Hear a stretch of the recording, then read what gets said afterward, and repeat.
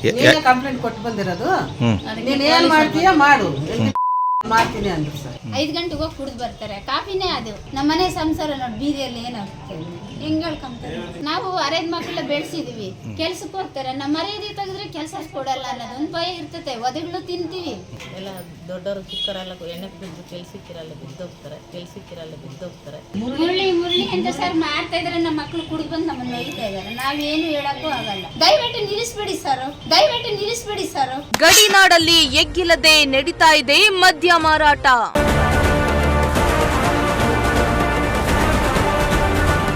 ಮದ್ಯಕ್ಕೆ ದಾಸರಾಗ್ತಿದ್ದಾರೆ ಹದಿಹರೆಯದ ಮಕ್ಕಳು.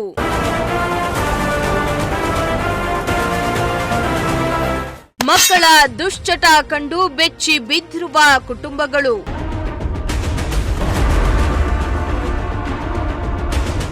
ಎಸ್, ಗಡಿನಾಡಲ್ಲಿ ಒಂದು ಕಡೆ ಅಕ್ರಮ ಮದ್ಯ ಮಾರಾಟ ಎಗ್ಗಿಲ್ಲದೆ ನಡೀತಾ ಇದೆ. ಇತ್ತ ಮದ್ಯ ಮಾರಾಟದ ಅಂಗಡಿಗಳನ್ನ ಮುಚ್ಚಿ ಇದರಿಂದ ನಮ್ಮ ಕುಟುಂಬಗಳು ಬೀದಿಗೆ ಬೀಳ್ತಾವೆ ಎಂದು ಹಲವು ಗ್ರಾಮಸ್ಥರು ಪ್ರತಿಭಟನೆಯನ್ನ ಮಾಡ್ತಿದ್ದಾರೆ. ಆದ್ರೆ ಅದ್ಯಾಕೋ ಗಡಿನಾಡಲ್ಲಿ ಮದ್ಯ ಮಾರಾಟ ಮಾತ್ರ ನಿಲ್ತಾ ಇಲ್ಲ. ಅಕ್ರಮ ಮದ್ಯ ಮಾರಾಟ ಒಂದ್ ಕಡೆಯಾದ್ರೆ ಇತ್ತ ಹದಿಹರೆಯದ ಮಕ್ಕಳು ಕೂಡ ಈ ದುಶ್ಚಟಕ್ಕೆ ಬಲಿಯಾಗ್ತಾ ಇದ್ದು ಮದ್ಯವನ್ನ ಟೀ ಕಾಫಿ ಮಾಡಿಕೊಂಡಿದ್ದಾರಂತೆ. ಬೆಳಗ್ಗೆಯೇ ಹದಿಹರೆಯದವರು ಮದ್ಯ ಸೇವನೆಗೆ ಮುಂದಾಗ್ತಿದ್ದಾರಂತೆ. ಹೀಗಾಗಿ ಹೆತ್ತ ತಾಯಂದಿರು ಪ್ರಜಾಶಕ್ತಿ ಟಿವಿ ಮುಂದೆ ತಮ್ಮ ಅಳಲನ್ನ ತೋಡ್ಕೊಂಡಿದ್ದಾರೆ. ಎಲ್ಲಿ ಅಂತೀರಾ ಈ ಸ್ಟೋರಿಯನ್ನ ನೋಡಿ.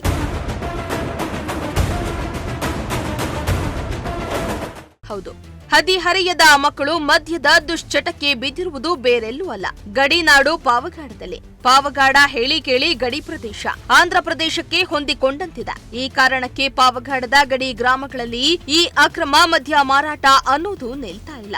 ಇತ್ತ ಮಕ್ಕಳು ಕೂಡ ಮದ್ಯ ಸೇವನೆಯ ಚಟಕ್ಕೆ ಬಿದ್ದಿದ್ದು ಹೆತ್ತವರು ಕಂಗಾಲಾಗಿದ್ದಾರೆ. ಒಂದ್ ಕಡೆ ನಮ್ಮ ಗಂಡಂದಿರು ಕುಡಿತಕ್ಕೆ ಬಲಿಯಾಗಿ ನಮ್ಮ ಕುಟುಂಬಗಳು ಬೀದಿಗೆ ಬೀಳ್ತಾವೆ. ಇತ್ತ ನಮ್ಮ ಮಕ್ಕಳು ಕೂಡ ಹಾಳಾಗಿ ಹೋಗ್ತಿದ್ದಾರೆ.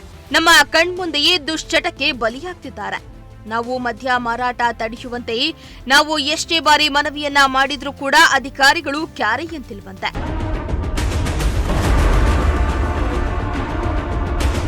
ಹೌದು, ಪಾವಗಡ ತಾಲೂಕಿನ ನಿಡಗಲ್ ಹೋಬಳಿ ವ್ಯಾಪ್ತಿಯ ಕ್ಯಾತಗನಹಳ್ಳಿಯಲ್ಲಿ ಮದ್ಯ ಮಾರಾಟದ ಅಂಗಡಿಗಳಿದ್ದು ಅದನ್ನ ತಡೆಗಟ್ಟಬೇಕು. ನಮ್ಮ ಮಕ್ಕಳನ್ನ ರಕ್ಷಿಸಬೇಕು. ನಮ್ಮ ಮಕ್ಕಳು ಬೆಳಗ್ಗೆ ಎದ್ದು ಹೋಗಿ ಟೀ ಕಾಫಿ ಕುಡಿದ ರೀತಿಯಲ್ಲಿಯೇ ಕುಡಿದು ಬರ್ತಿದ್ದಾರೆ. ನಾವೇನಾದ್ರೂ ಕೇಳಿದ್ರೆ ನಮ್ಮನ್ನ ಹಿಡ್ಕೊಂಡು ಹೊಡಿತಾರೆ. ನಾವು ನಮ್ಮ ಮಕ್ಕಳ ಮರ್ಯಾದೆಗೆ ಅಂಚಿ ಅವರು ಹೊಡೆದ್ರೆ ಓಡಿಸ್ಕೊಂಡು ಬೈದ್ರೆ ಬೈಸ್ಕೊಂಡು ಸಾಯದೆ ಬದುಕಲಾರದೆ ಇದ್ದೇವೆ. ನಮ್ಮ ಮಕ್ಕಳ ಭವಿಷ್ಯ ಈ ಕುಡಿತದಿಂದಲೇ ಹಾಳಾಗಿ ಹೋಗ್ತಾ ಇದೆ. ಕೂಡ್ಲೇ ಬೋವಿ ಕಾಲೋನಿಯಲ್ಲಿರುವ ಮದ್ಯದ ಅಂಗಡಿಯನ್ನ ಮುಚ್ಚಿಸಬೇಕು ಎಂದು ತಮ್ಮ ಅಳಲನ್ನ ತೋಡ್ಕೊಂಡಿದ್ದಾರೆ. ನಾವು ಅರೆದ್ ಮಕ್ಕಳ ಬೆಳೆಸಿದೀವಿ, ಕೆಲ್ಸಕ್ಕೆ ಹೋಗ್ತಾರೆ. ನಮ್ಮ ಮರ್ಯಾದೆ ತೆಗೆದ್ರೆ ಕೆಲಸ ಕೊಡಲ್ಲ ಅನ್ನೋದು ಒಂದು ಭಯ ಇರ್ತತೆ. ಒದಗಳು ತಿಂತೀವಿ. ಯಾರಿಗಂತ ನಾವು ಹೇಳಕ್ಕಾಗಲ್ಲ. ಮಾರಾಟ ನಿಲ್ಸಿ. ನಮ್ಮ ಊರಲ್ಲಿ ಏನಾಗುತ್ತೆ ಅಂದ್ರೆ 5 ಗಂಟೆ ಎದ್ದಾಡ್ತಾರೆ. 5 ಗಂಟೆಗೆ ಹೋಗಿ ಕುಡಿದು ಬರ್ತಾರೆ. ಕಾಫಿನೇ ಅದು. ಯಾಕಪ್ಪ ಕುಡಿದು ಬರ್ತಿ ಅಂತ ಕೇಳಿದ್ರೆ ಒಯ್ತಾರೆ. ಆ ಅಂಗಡಿಯಲ್ಲೇ ಒಯ್ತಾರೆ. ನಮ್ಮನ್ನ ಯಾಕೆ ನೀನು ಅಲ್ಲೋಗಿ ಕೇಳಿದ್ದ ಅಂತ. ಆದ್ರೆ ನಾವು ಬೀದಿಗೆ ಹೋಗ್ಬಾರ್ದಲ್ಲ. ಇನ್ನ ಮಕ್ಳು ಮದುವೆ ಆಗಿರ್ತಾರೆ, ವಯಸ್ಸಾಗಿರೋರು, ಆಮೇಲೆ ದೊಡ್ಡವರು, ಆಮೇಲೆ ಚಿಕ್ಕ ಮಕ್ಳೆಲ್ಲ ಏನೋ ಗೌರ್ಮೆಂಟ್ ಕೆಲಸ ಮಾಡಿದ್ರೆ ಅದು ತೆಗ್ದಾಕ್ತಾರಲ್ಲ ಅಂತ ಭಯ. ಈ ಮಕ್ಳಿಗಾಗಿ ಸಂಸಾರನೇ ಒಡೆದಾಗುತ್ತೆ. ಒಟ್ಟಿನಲ್ಲಿ ಬೋವಿ ಕಾಲುವೆನಲ್ಲಿ ಇದಕ್ಕೆ ಮಾರಾಟ ನಿಲ್ಲಿಸಿದ್ರೆ ದಯವಿಟ್ಟು ಕಾಲು ಮುಗ್ದು ಹೇಳ್ತೀವಿ. ಇನ್ನ ಹೇಳಿ ಸರ್.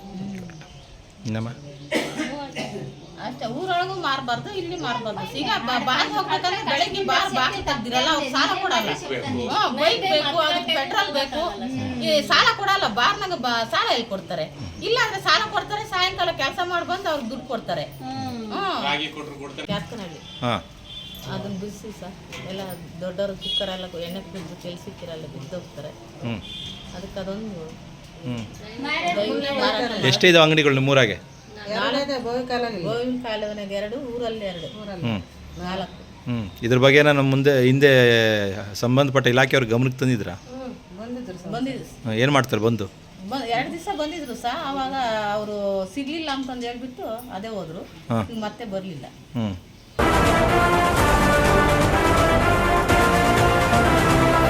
ನಮ್ಮ ಮಕ್ಕಳು ಪ್ರಾಣವನ್ನ ಕಳೆದುಕೊಳ್ತಾ ಇರೋದು ಅಲ್ವೇ? ಅಧಿಕಾರಿಗಳು ಮತ್ತು ಜನಪ್ರತಿನಿಧಿಗಳು ಮಕ್ಕಳು ಆಗಿದ್ರೆ ಅವರಿಗೆ ತಿಳಿತಾ ಇತ್ತು.